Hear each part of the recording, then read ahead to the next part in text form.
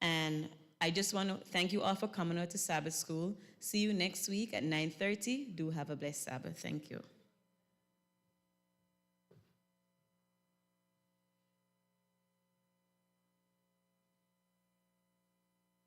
You may think the Seventh-day Adventist work in Ghana began in a major city. Instead, a small fishing village on the southern coast was the location of an improbable start. I welcome you to Apam, which is said to be the cradle of Adventism in Ghana. According to history, one dolphin hit a track at the coast in 1888. Dolphin was the name of a local trader who lived in Apam. At the time, there were no Adventists living in the region. One day, whilst fishing, he saw a little pamphlet floating. And this man, to satisfy his curiosity, picked that small pamphlet. And when he read through, he discovered the Bible truth about Sabbath. By 1891, there were 33 believers who had accepted to keep the Sabbath in Apam. The church kept growing and quickly spread throughout Ghana. Today, you can find the statue of Dolphin's hand holding the famous pamphlet to commemorate the origin of the Adventist church in Ghana. The importance of it is that it doesn't matter how small the beginning of the gospel is here in Ghana. It started by just a track on the coast of Apam, and now we have the churches all over Ghana. In the 150 years following Dolphin's discovery, the Adventist church has grown and become well respected across the country. Today, Ghana has the largest Adventist membership in the West Central Africa Division. Some of the top schools and medical centers are Adventist institutions. Even the top chaplain roles in the military and police force are filled by Adventist pastors. But there are still areas that are difficult to reach.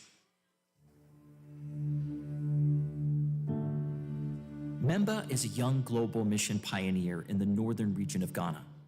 He has been working to start new groups of believers in communities that don't have a Christian background. Among many other outreach activities, he became a volunteer teacher so he could reach students who didn't come from a Christian background.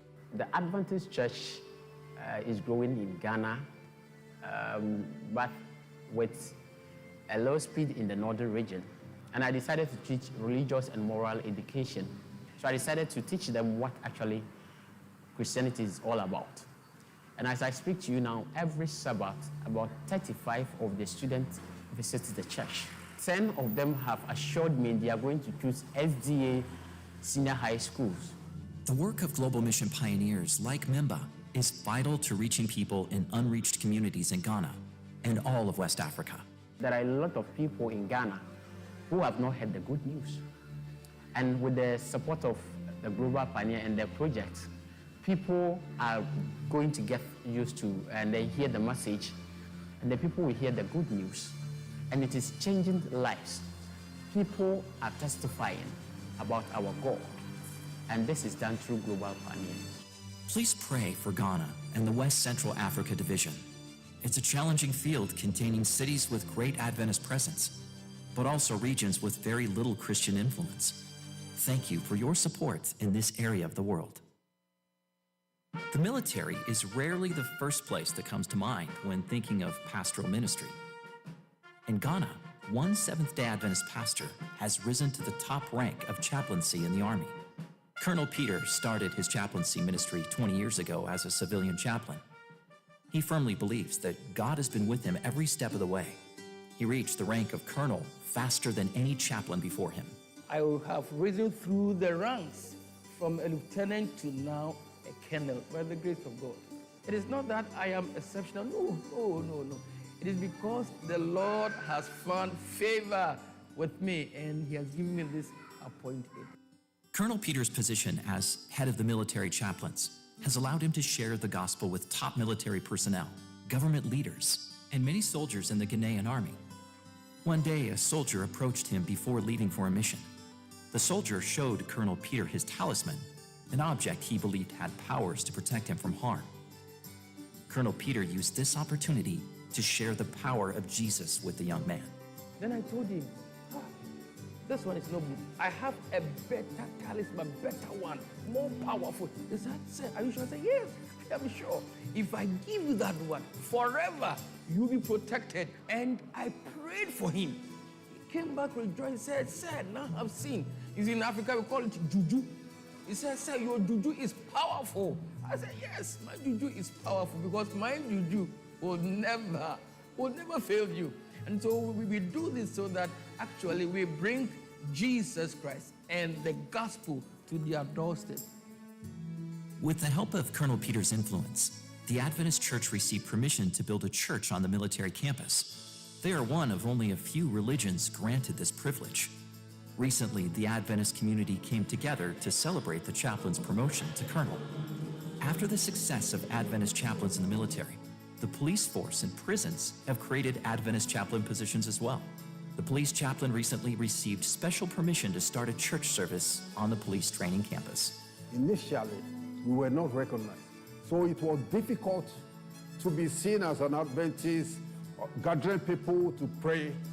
It was not allowed. By gradually working under them, they saw something good in the Adventist stage, and gradually they allow us to be here.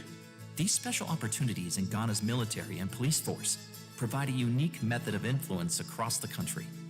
The name of the church is high, is held high in the Ghana Armed Forces. Wherever we say Adventist chaplains, oh, we know you. We know you, have heard of you. And so by the grace of God, we have made great impact. And most of the soldiers would love to be members of the church.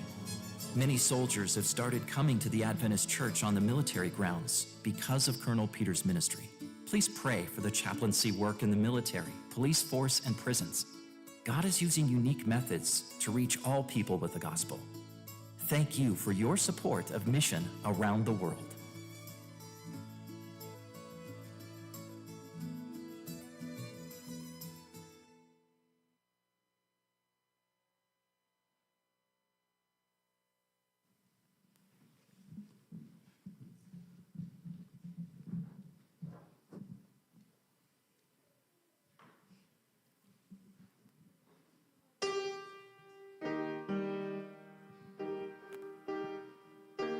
Happy Sabbath, Church.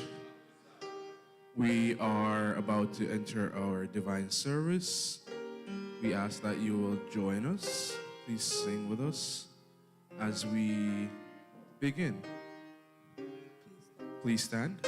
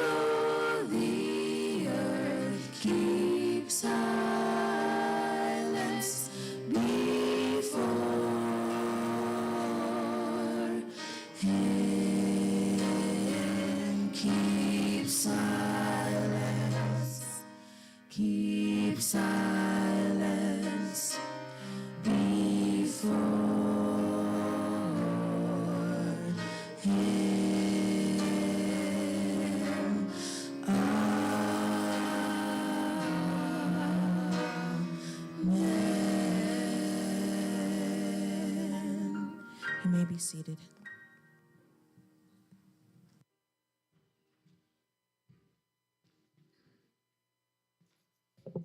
Happy Sabbath, church. Good morning, and it's wonderful to be in the house of the Lord. Before I begin, there is a CRV Gray Honda KUB 9987. I think you've double parked. Can you please remove your vehicle for safety reasons? Gray Honda KUB 9987. Sorry about that. Here are the announcements for today, the coming days of the week, and throughout the month. The nominating committee is now set, and these are the names: Byron Hamilton, Vernell Dorville, Charmaine Reed, Jude Alfred, Sabrina Mills, Chantal Marner, Laura Andrew, Evans Orwell, Burnett Dorville Jean, with the alternate members, Cecil Williams, Jeff Phillips, and Angelo Aurelius. And we are all meeting immediately after service today, after our lunch. Every second and fourth Sunday of every month from 9:30 a.m. through 12:30 p.m., Pathfinder meeting is on, and your next meeting, Pathfinders, is tomorrow, October 22nd. For further information, see Director Herlock. Adventurers, your meeting meets every second and fourth Sunday of the month, and you also are meeting tomorrow, 10 a.m. to 12 noon. For more information, see Sister Burnett Dorville. Church members, we have an emergency board business meeting, which is this coming Saturday, October 28th at 6:30 p.m. It's a very pressing and important issue, so please, if you are a church member, please be available to attend the next business meeting. And also, church board meeting. Church board members, we are meeting this Tuesday for an emergency board meeting. Pathfinders, November 18th is your investiture day. Parents, take note. Members, take note as well. Come see and hear and experience achievements that the young people have gone through and have accomplished. There'll also be a West Indian fundraising social immediately after to support the 2024 Camporee. For further information, again, see Director Herlock. It's about that time. The weather has changed. We can feel the coolness, and we also sense the festivities. It's our Thanksgiving weekend. Not too far from now, November 23rd, but we are having our special day on that day when we service the community. It's a community Thanksgiving dinner. So please, if you can, donate food items for the pantry, because we have a Thanksgiving basket to give, and we're also having a dinner. So donate food, donate money, and for more information, see Sister Ferguson. It's always a good thing when we help somebody else. Children's Day is coming up as well, and that is on December 9th. So please save that date, where the young people will lead the worship, and there will also be a potluck immediately after the service. See Sister Stacey Ann Brown for more details. Upcoming events for October, and there is the business meeting next Sabbath, there is the church board meeting this Tuesday, and we have our regular church board meeting November 11th. Youth Week of Prayer begins on the 12th through the 18th. There is a SWAT relaxation activity and also a SWAT event investiture program. November 18th. Thank you. Correction. November 18th is the SWAT investiture service, and also the end of the year program, Sister Herlock. You can reach out to me or Sister Herlock for more information, and we'll share as it comes. Reading. We have Inbound coming to us. Yes. Can you please stand, my sister, so we know who you are? Dr. James is coming to us, and I guess you will get to know more about her down the road. We also have Moses Obari. Are you here, Brother Obari? And also Nelly Obari Okoko. Am I saying that right? Are you here? Okay. So Sister James, Dr. James is coming from Philadelphia SDA Church, and the Obaris are coming from Cortland SDA Church in Cortland Manor, New York. We also have a leaving outbound, Ginger Gutari. She's going to the Hansdale SDA Church, and Amber Leidick and Jacob Leidick, and they're both going to the Lansdale SDA Church in Lansdale, Pennsylvania. Okay, you've just heard the clerk have the second reading. We are very pleased with the new members coming in. We feel